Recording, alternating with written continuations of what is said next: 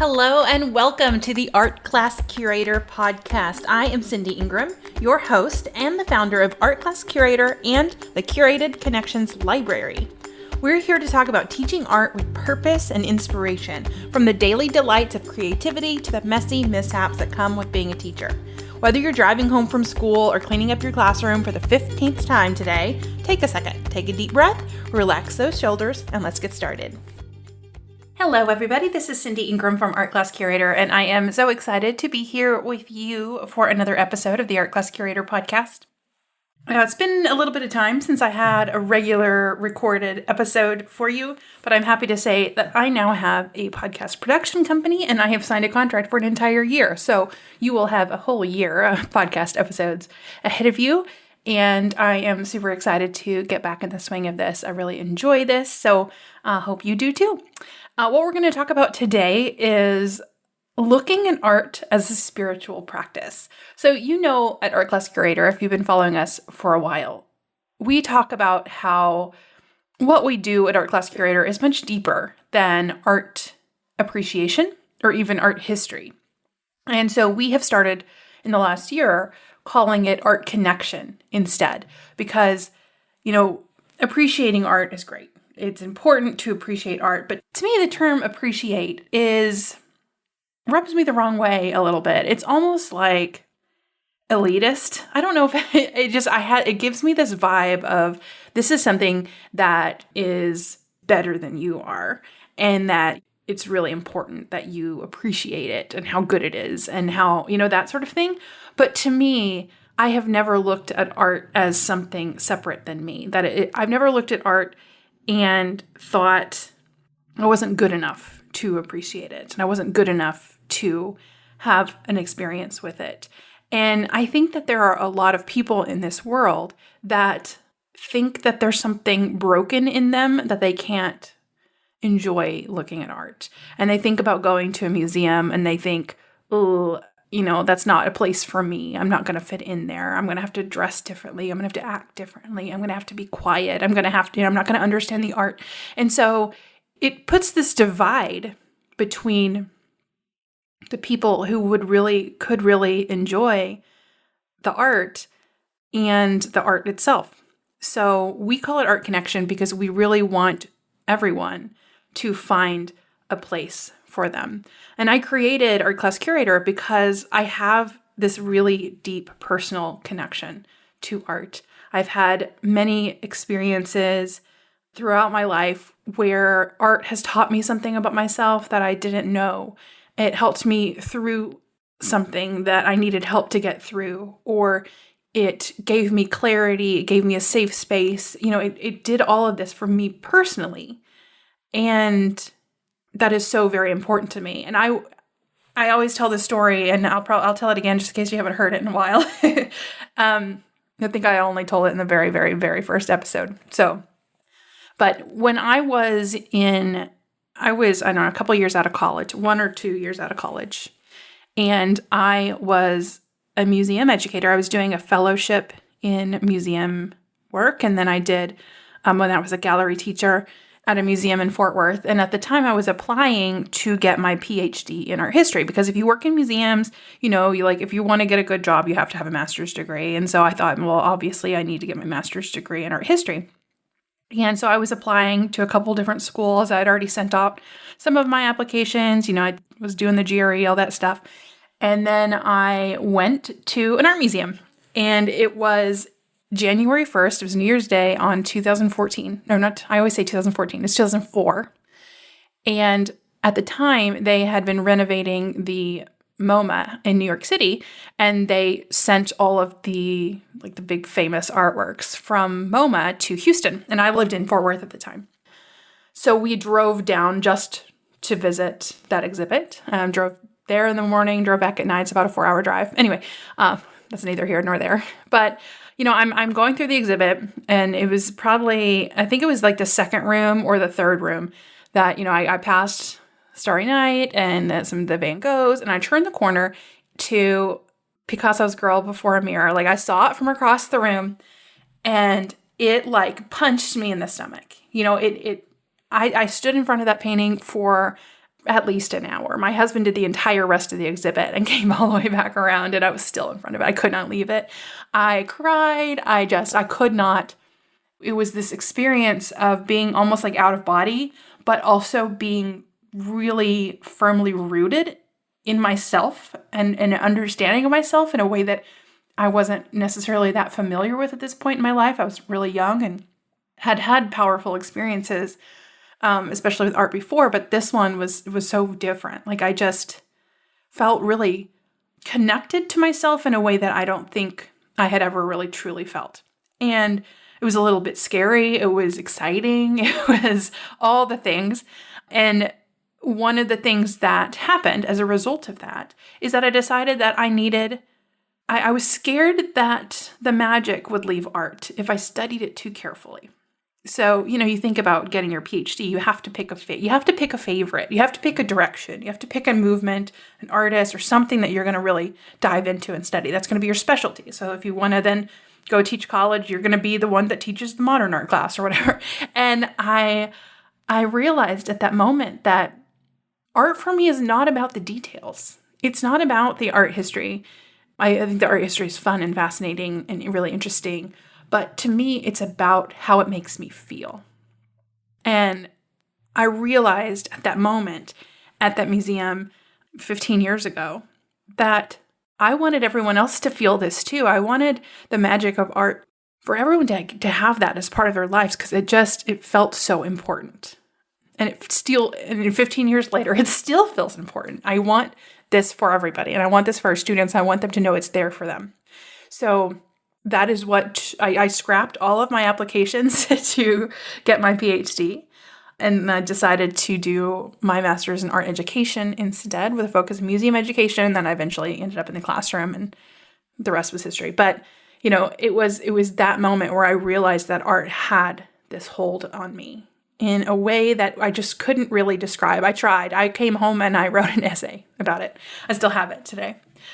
So, I tell this story, one, because it is sort of it's an important origin story for me, but also it's something I think about a lot, is those powerful experiences and what they've added to my life. And so for this episode, we're going to talk about ways to use art to have those sorts of moments of clarity, those moments of connection, those moments where suddenly things make sense.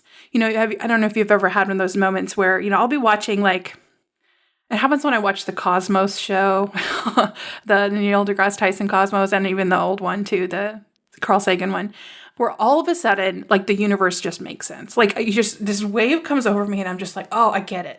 And then it goes away. I don't know what that's called. I feel like it should have some name. I bet there's some German name for it or Japanese name. There's always some really good words to describe those sorts of feelings. But, those sort of transcendental moments. And I was thinking, I think a lot about how we can teach our students to have those moments. And I do think that we can't fully teach our kids to have those moments if we don't work on them for ourselves. And I think that's true you'll hear me talk about it in the episode next week about social emotional learning, but that it's important that, if you want to increase the social emotional skills and learning of your students, that you work on your own social emotional skills first. And I think that will rub off on your students, that passion, that energy, that love that you bring to your work will rub off on your students when you work through that. So it got me thinking about how, to me, looking at art is kind of like a spiritual practice. It is something that I use to better understand myself. And I think that is something really exciting to me to talk about. So what is a spiritual practice? So when I'm talking about spirituality and I'm talking about spiritual practices or spiritual experiences, I'm not talking about religion. However, you can have religious spiritual experiences. This spirituality can be both religious and both spiritual at the same time, or it can be spiritual without religion. it can be religion without spiritual too. So this is in no way an attempt to replace religion or to talk about religion at all. So just a little caveat there. But Brene Brown has a really great definition of spirituality. You guys know how much of a Brene Brown fan I am. But she says in The Gift of Imperfection, she says, spirituality is recognizing and celebrating that we are all inextricably connected to each other by a power greater than all of us. Practicing spirituality brings a sense of perspective, meaning, and purpose to our lives. And really to be human is to be spiritual. We are all sort of connected in so many different ways. We are connected through the art that we make. We are connected through science. We are connected through common beliefs. We are connected to each other through a lot of different ways.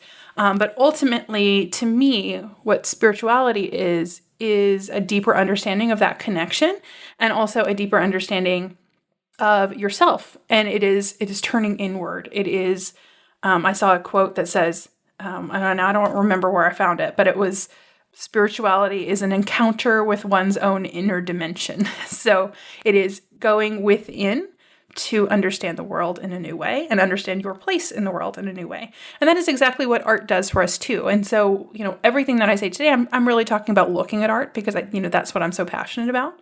But I would say making art is a spiritual practice as well. Spirituality is usually described as going along a path towards some sort of goal. And that goal often is, wholeness as a person. And so a spiritual practice is something that helps you along that path or along that journey. It is actions or activities that are done for the purpose of inducing spiritual experiences and cultivating spiritual development, which I quoted just now from Wikipedia. So, and examples of spiritual practices are, if you're Catholic, you go to confession, or you do your daily Bible reading or devotional. Another spiritual practice is about like the Stations of the Cross. If you are Hindu, there's yoga, there's meditation, there's mantras. If you are Muslim, your spiritual practices could be fasting, your pilgrimage, your Hajj to Mecca, your 5 daily prayers per day. Even things like a Japanese tea ceremony. In a Japanese tea ceremony, every movement and step is done in a way to where you're very, very mindful of everything that you're doing. And so it becomes a really holy experience for you in that effort of mindfulness. So if it's not connected to religion, there are things like gratitude journaling, or maybe you have like a tarot card deck or even just an oracle card deck where you pull cards and you take inspiration from that and for your day-to-day life, making art, writing poetry, all of these things that, help connect you to yourself and connect you to your purpose in the world, connects you to everyone else, your community, humanity, etc. I've talked about this before, but I know there's a podcast I listen to called Harry Potter and the Sacred Text, and what they do is they read Harry Potter and analyze it, the themes, and they connect to it personally. They figure out, what message it has for them, and then they do some spiritual practices to analyze that text further. So, and even one of the hosts of that podcast did her PhD and even has a new book about her spiritual reading of Jane Eyre. Now, I'm not talking about us all running out and having these really amazing, transcendental enlightenment experiences through looking at a work of art. But, it's been written a lot about with the phrasing of an aesthetic experience. What philosophers have called the sublime, which is sort of like a moment of sheer awe. It's that moment that overtakes you and you just are so enraptured with the beauty. Often the sublime was written about in the Romantic time period as, looking at a volcano or just the glory of the nature and the beauty of nature, and then through art capturing that beauty. But it's this sort of moment of clarity, this moment of awe, this moment of taking you out of your everyday and realizing you're a part of something greater. while also being just 100% you and in your body and in your mind and your consciousness. So I was doing some research recently on aesthetic experiences. I was reading some articles, and one of them I read, it was in an Italian journal called the Revista di Filosofia Neoscolastica. And I did take Italian in college, and I think it means a magazine of neo-scholastic philosophy. I don't know exactly what neo-scholastic means, but anyway, that's neither here nor there. But the person who wrote this article, last name is Diodato. He talks about the aesthetic experience being both a mind and a body experience, that it is both outside of you and inside of you, that it is both personal and global, that is both specific and universal, that it is both through your senses and through your intellect, that it is both your sensibility and your reason. All of these things are intertwined together. And he says it brings together both past and future. Well, it's a really beautiful passage, and I kind of want to read it to you. So I'm going to read you a little bit. It might be a little bit long, so I apologize, but it's really, I just feel like it's really profound. So he says, as human beings, we are first of all forms of time, but in our normal dealings with the world, we are mostly jagged forms of time, partly looking at the past with nostalgia for what has been lost, and partly looking at the future with the anxiety of uncertain destiny. The aesthetic experience, as it reformulates, organizes, assembles physical and psychical materials from the ghosts floating in the ocean of memories to the marvelous stones, sounds, and colors of nature. It brings together past and future in the project-oriented and collectively shareable unity of a meaningful present. So it's this moment where things are coming together. He also just talks about it in terms of a knowledge-related joy where mind and body are intertwined. So, I don't know if you've ever had one of those experiences. It doesn't have to be about art. It could be something that you experienced in church. It could be something you experienced in a meditation. It could be something you experienced when traveling. I know I've had moments like that. One of them in particular, sitting on the canals of Amsterdam and just watching the boats go by. And it was like the sunset. It was just a moment of just intense experience.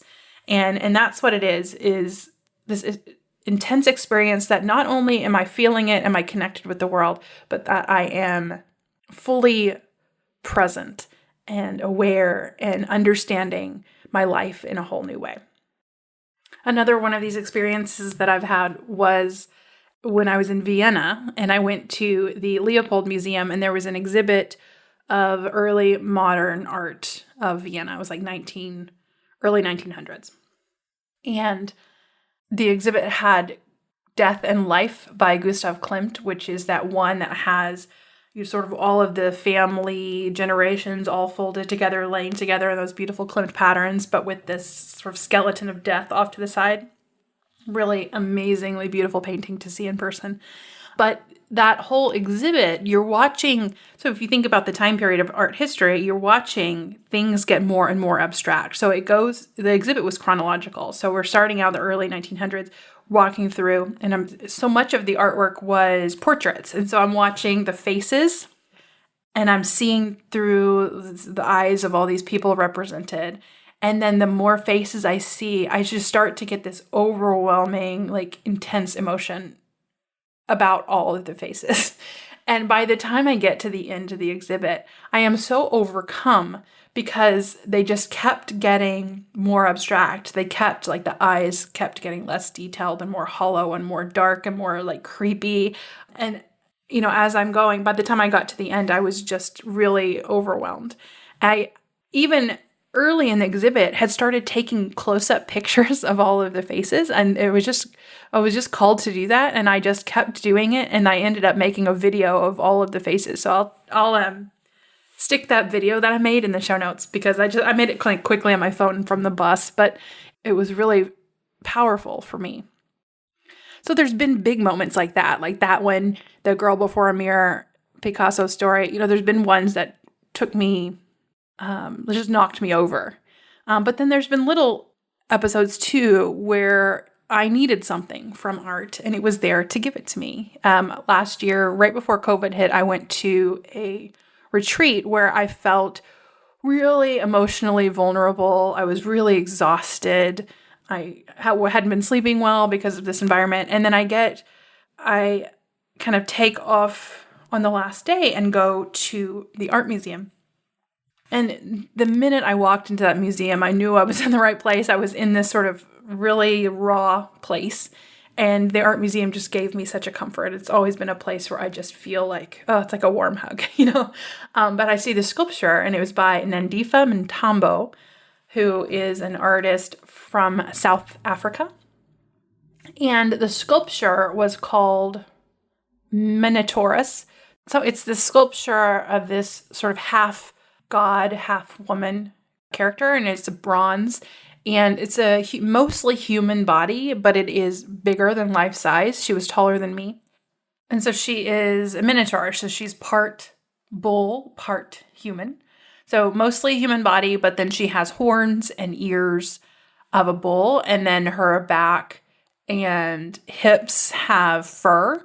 And then the rest of it is, and it's nude. So not something I would necessarily show my students, but I really was captured by this artwork. And at the time I was feeling pretty, I don't know if I was feeling small, but I was feeling like, not good enough, or that feeling not good enough. And in this sculpture, she's kind of hunched down, her shoulders are down, and she's looking down at the floor. She's not really standing up straight. She just looks like ashamed, or, that you could just feel this sort of sadness to her. And it's just beautiful. Like, she's beautiful. And I was looking at her and I was like, oh, she's gorgeous. Like, I just stand up straight, own your power, own your magic, and I was telling her that in my head. And then I was like, well, I'm not doing that either. I'm allowing myself to feel small in this moment. And so I took a little bit of solace and connection with the sculpture. It helped me through these emotions that I was feeling at that time. And, you can use art to work through the feelings that you're having. So I have other stories of that, like when I saw Hamilton, and there was a school shooting that had just happened, and it was right by where I saw it. It was within an hour of where I saw Hamilton. There had been a school shooting the week before. And so there was the shots of, I've done a podcast episode about this before, but there was the gun violence obviously in Hamilton. So it gave me a place to really feel the feelings that I was feeling. It gave me sort of a safe space to let those go and to let them happen and to not stuff them down. So we can use art to process things that are going on in the world. We can use it to process things that are happening to us in our current lives. We can use them to find ourselves. So the question then next is, how do we do that? So how do we use art as a spiritual experience, as a spiritual practice? How do we look at art and create these moments for ourselves? And I think that my number one tip for that would just be to allow it to happen. One of the things that I love to do is to go visit art museums. I know right now is not the easiest to get away to do that with COVID. It's not quite as enjoyable when it's in masks and you're worried about other people and crowds and things like that. But, when the world does open up a little bit more and we're able to do this more, visiting an art museum. And once you're there, I think I would say allow yourself to just experience it. Don't go in with any sort of expectation of, I'm going to have a spiritual experience today. I always going in, I'm like, I'm not in the mood. I don't think there's going to be anything that hits me today. And sometimes it doesn't. And then sometimes it just knocks me over and I'm not expecting it. But just to be open to whatever the art has to communicate to you. And then also, don't pressure yourself with audio guides, brochures, label text. We know through experiencing art with our students that when we make it about what the student has to say, you're going to have a much more powerful experience. I've talked about that over and over again. And so allowing that to happen for you too, that you don't need to read what anyone else has to say about the artwork, You don't need to hear the audio guide. If you want to learn about it, that's great. Do it. But if you're going in as hoping to have a personal connection, those things might turn that off. When you're focused on learning, you're not thinking about how you're personally connecting to it. So what I do when I go to a museum is I will walk into the room, whatever exhibit, and I look around, and then I just go to whichever one feels like it needs to be looked at. Whatever one catches my eye. Maybe it's a really beautiful blue. Some of those like Renaissance paintings have this blue color that you just like, I have to go look at that blue. Or it could be, something just catches your eye and you really want to dive in. Start there. Don't pressure yourself to like see everything. Don't pressure yourself to spend all this time looking at like silver platters that when you're not interested in silver platters. Go look at like things that are exciting to you and explore them. Spend some quality time looking at it and use all of those things that you teach your students, like visual analysis, formal analysis. Look at the colors, look at the lines, look at the shapes. Think about the interpretations that you notice, what story is being told, what symbols are present. Really take a full inventory of the painting. Spend time diving in. One of the things I love to do is look at like a thick brushstroke of paint and just stare at it for a really long time. Like look at how the color is and the texture and just kind of get lost in it a little bit. It's a really interesting thing is to be present with something that isn't changing. We're used to things happening so quickly.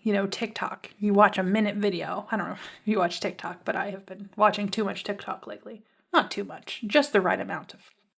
We're not used to just sitting and being or standing and being. And it's a great opportunity to just be mindful, be aware of your environment, be aware of your place in it, and really study the work of art.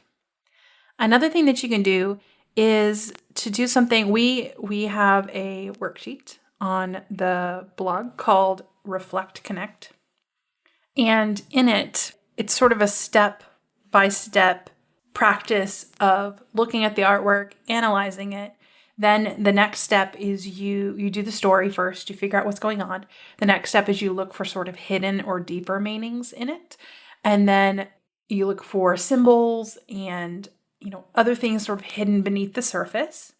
And then your third step is then you make it about you. And then you think about, well, what about yourself have you learned from looking at this artwork? So what does this remind you of in your own life? Find that personal connection, that where you fit in it. And then your last step is what are you going to do differently in your life now that you have this awareness? And I learned this process from that Harry Potter and the Sacred Text podcast. They do something called Lectio Divina, where they analyze a quote from the book using those 4 steps. And that we found that worksheet works beautifully, not only with adults, it works great with adults, but it also works really well with students. And it teaches them to be more aware of themselves, teaches them to think about themselves and their place in the world in new ways. And so you can use those steps for yourself as well with a work of art. Another beautiful thing that happens with works of art is the conversations that you can have about it. And we have these things in our world already where we explore something created, movies, books, etc., with the people we love, and we analyze them. But we can take that even deeper, and we can have these sort of conversations with our peers, other art teachers. We have them with our friends, our family, and they're really fascinating because you can learn a lot about yourself through those conversations. If you remember back, if you've been listening to the podcast for a while, we had an episode called The Tale of Two Monets, where my friend Madeline had a really powerful experience with Monet. She was really emotionally moved, had one of these spiritual experiences with Monet's art. And then when I see Monet's art, I'm just not that excited about it, but how we can have such vastly different experiences.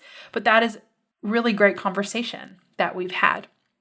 And that's something we're going to do a little bit more of moving forward on the podcast, is having more art conversations with each other and really learning how we can do this for ourselves so that when we bring it to our students, it feels deeper and more connected and we're more confident about these sorts of conversations. So if you can't make it to an art museum, though, there's lots of ways you can still do this. So you can think about what is your current mood or what is your current feeling, and then you could find a work of art that fits how you're feeling. You can do that through looking through textbooks of art. You can go to the Art Class Curator or other websites to explore different works of art and just pick one. Sometimes what I really like to do is go to wikiart.org and you click on artwork. There's artwork of the day, but you can just keep refreshing the homepage until you find an artwork that you want to look at and you want to explore deeper. And then you can open it up and explore it, think about it, write a poem about it. Do all those things that we do with our students, but do that for yourself. So you find whatever works best for you, whether it is just sitting and staring, whether it's printing the artwork and hanging it in your house. If you come across one that is really personally meaningful to you, printing it out, putting it on your fridge, reminding you. You could use them to write captions, mantras, haiku poems, things like that to connect with your feelings. I did this recently, just letting my ridiculousness fly here on the podcast, but I was watching the My Octopus Teacher from Netflix, which is really good, by the way. I really loved it. But I was like, at the time, I was really sick. I had like a sinus infection and I was feeling kind of down. And I wrote a haiku about how I was like the octopus. And, it was silly and it was funny, but it did help me process kind of the things that I was feeling in my life right then. It wasn't work of art. So, these are things that we can do, little things that can add more meaning and value into our lives. So I challenge you to think about how you can look at art in your day-to-day lives and how you can make that meaningful to you. And then there's a couple of kind of caveats here is remember that, this is a process, that you're not always going to have a deep revelationary experience with a work of art. You're not always going to have some sort of aha moment that is huge and life-changing.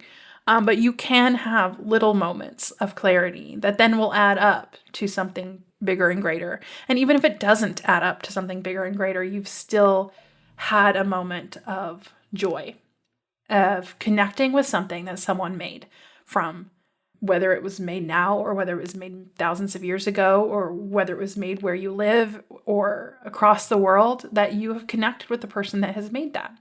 And then also remember that your interpretation in these experiences is the most important interpretation to you. So if you're looking at a work of art let me give you an example. So I went to a museum a few years ago. I don't remember when it was, but I went to Minneapolis and I was at the Minneapolis Institute of Art and there was an artwork there.